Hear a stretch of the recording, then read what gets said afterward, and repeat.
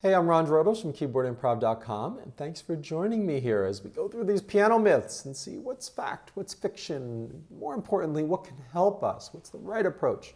So this week's myth says that in order to improve, we have to learn lots of accompaniment patterns. Left hand or two-handed accompaniment patterns, whatever it is. That's a myth, and it's one that I get asked a lot. I'll get a new student or somebody subscribes to my video course, and the first thing they think of is to get better, they need to learn different things. So, okay, they can play this, and then, okay, to get better, it has to become like Chopin or something. It's crazy, right? First of all, that's not going to make you better. It's going to make you at the same level, but just play something fancier, which is nice. Or maybe it won't even sound as good, right? I mean, that wasn't perfect. I haven't practiced that in a while, right? So it doesn't necessarily sound better than if I play something that sounds good that I can do, right? But here's the real thing about this. What's going to help us, well, first of all, if we're a studio musician, or if you're a professional and you're playing in lots of situations, yes, you want to learn a lot of different things. But you don't necessarily have to learn the fanciest in everything, but you have to learn a wide variety of things.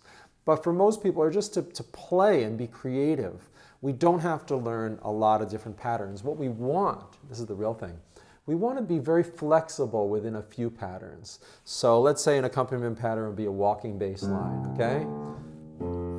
So I can play a walking bass line on a few different, what was that? A few different sort of chord progressions.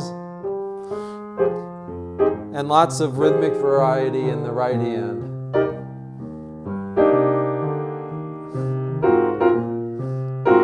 But I don't have to learn 1,000 different types of walking bass lines. It's all kind of the same, right? It's the rhythmic variety. Or let's say I'm playing a full piano accompaniment for a singer, and it's a pop ballad. Okay, kind of know how to play it with quarter notes. Instead of learning like all these different left hand things, which aren't really even part of that style totally, we just learn how to vary it a little. Bum, bum, bum, bum, bum, bum.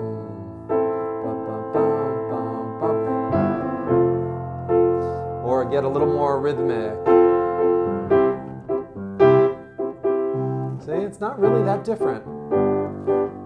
It's just becoming more varied in the things that we can do. So you learn one or two jazz accompaniments, one or two pop. Maybe the other one's more of a folksy guitar fingerstyle thing. I call it fingerstyle piano. But then you learn how to do that on tons of songs. It's what I call moving laterally, but also with a little bit gaining fluency. It's sort of like in a language, conjugating verbs or something. You're not really saying anything fancy, but you know how to say, I am, you are, we are, whatever. And being flexible in that. So when somebody initiates a conversation with you, you don't only know that one thing, like me trying to speak a language besides English, which I don't. I'm stuck with the phrase book. You don't want those phrases, dear sir or madam, how are you today? You want to say, hey, what's up? Or how you doing? Or hi, or hello. That's what we're talking about with these accompaniments. So you don't need to learn more accompaniments to sound better or fancier accompaniments. But you can work towards becoming a little more flexible in the rhythms you use and the moods. You can play subdued and gentle, and then a little more rhythmic. But I'm not learning new inversions necessarily or different techniques, especially with the left hand. So there you go. This will take you a long way with your music. So if you have any comments or anything, please leave it below. Any questions or, yeah, I've been trying this and it hasn't been working out. So thanks for being here. These myths are a lot of fun for me to explore, and I hope it's helping you with your own piano playing. Good luck, and see you in the next video.